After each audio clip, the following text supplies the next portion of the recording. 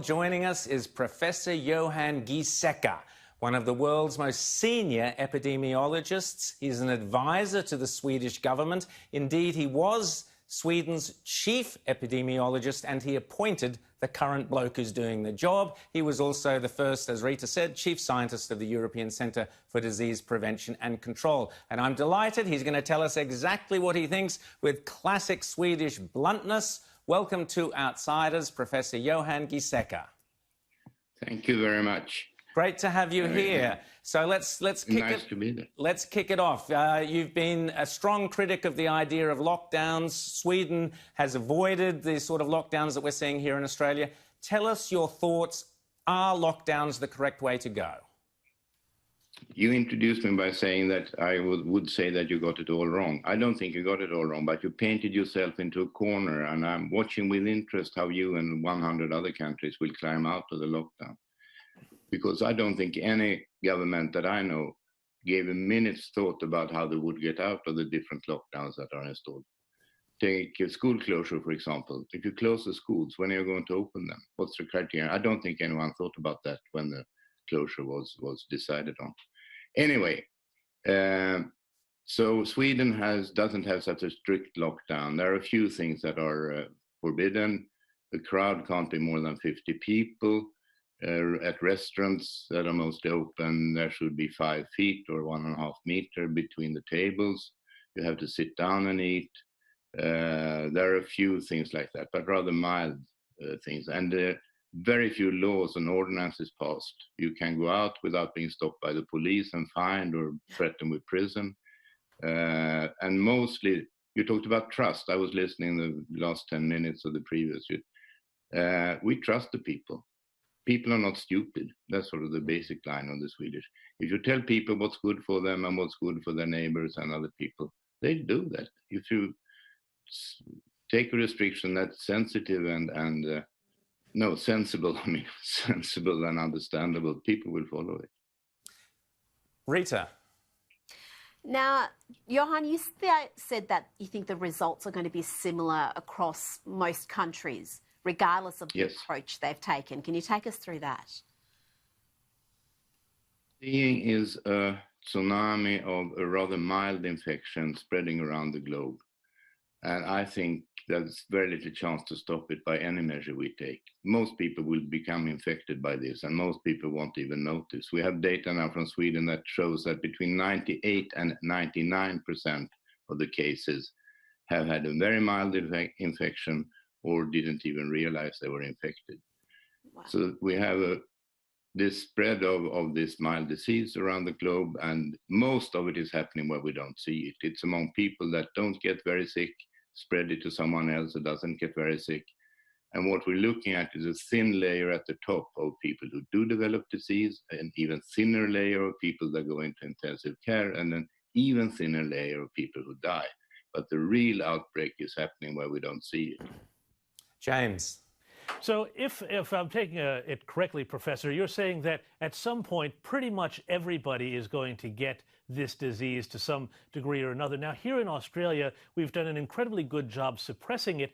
I'm wondering, do you think we have done too good a job? Is it possible to do too good a job suppressing it in the early stages, such that then you don't ever wind up being able to take the foot off the brake, as it were, on your restrictions to get the disease just out and a manageable flow of cases that the health system, which we were told this was all about preparing for, that can then be allowed to handle the cases as they come through?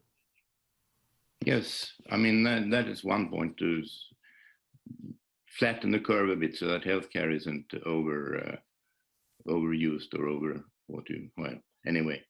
But you make it succeed, and New Zealand may also succeed. But I've been asking myself, when New Zealand or Australia has stamped out every case in the country, what do you do for the next 30 years? Will you close your borders completely, quarantine for everyone who's going to Australia or New Zealand? Because the disease will be out there. I don't know how you're going to handle that, but that's your problem.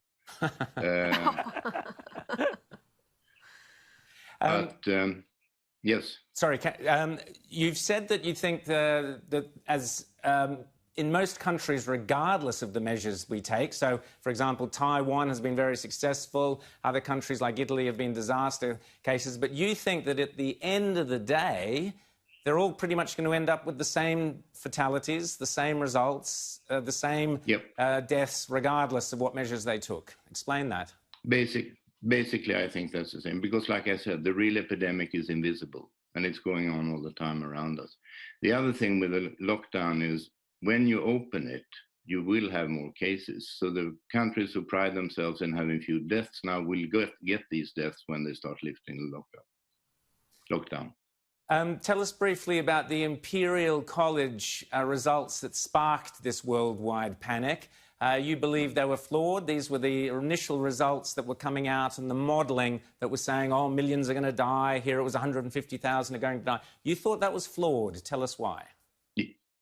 Yes, there are a few procedural things that are boring. One is the paper was never published, which is normal scientific behavior. The second thing, it wasn't peer-reviewed. That means looked upon by other people, which is also normal scientific procedure. So it was more like an internal departmental communication, a memo.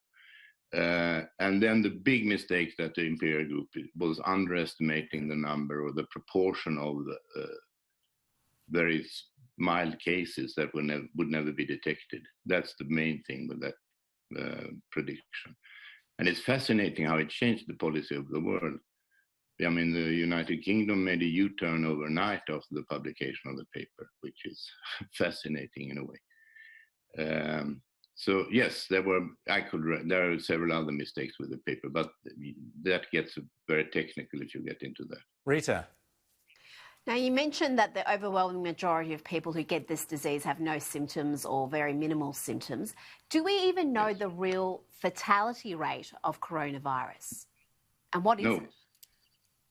Well, it's around 0.1%. We were told it was 3% initially, 2%. Are you saying now if it's 0.1, that's pretty much the same fatality rate as the regular flu, isn't it? I think it's a bit higher, actually. I had said before in Sweden that this is like a severe influenza. I don't think that's completely true. It will be a bit more severe than influenza, but not maybe double, but not tenfold. Okay. James?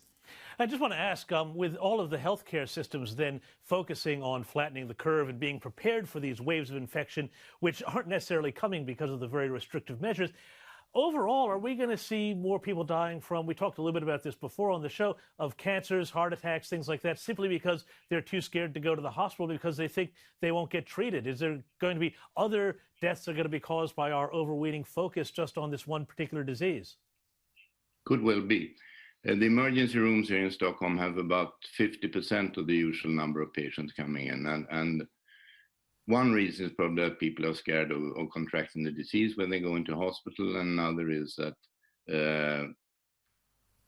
they are not, I think they say they can wait a bit till the thing is over. So, of course, Professor, we still have people who have, sorry, yes? Sorry, Professor, you've said the best policy, the correct policy would simply be to protect the old and the frail. Is that correct?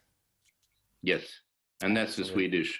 The Swedish model has sort of two pillars. One is only use measures that are evidence-based, and there are two that are evidence-based. And one is washing hands is good.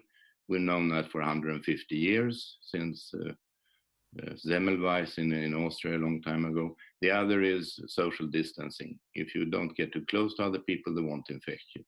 And the third may be trust people. People are not stupid. If you tell them what's good for them, they will do what you say. You don't need these soldiers in the street and police, and it's unnecessary. Fantastic advice. Professor Johan Giesecke from Sweden, thanks so much for staying up so very, very late this evening in Stockholm. Thanks so much for chatting to us, and fantastic advice. Thank you so much. Thank you very much.